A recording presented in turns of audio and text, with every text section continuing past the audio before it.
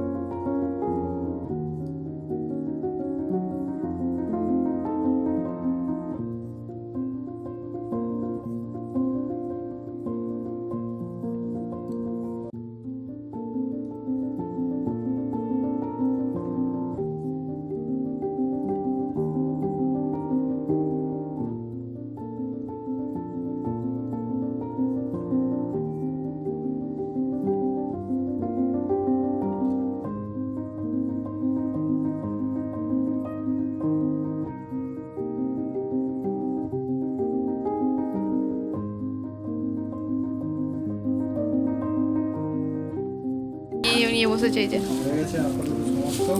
দেখুন বন্ধুরা, একটা ব্যাগের মধ্যে থেকে কত কিছু বেরিয়েছে।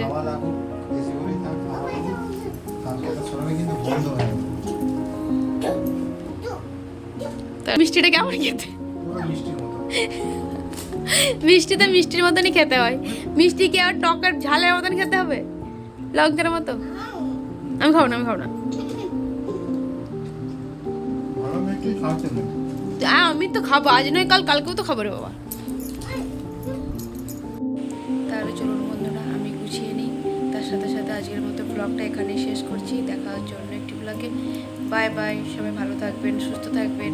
আর আমার ব্লগ যদি আপনাদের ভালো লেগে থাকে তো বন্ধুরা অবশ্যই চ্যানেলটিকে সাবস্ক্রাইব করে পাশে থাকবেন।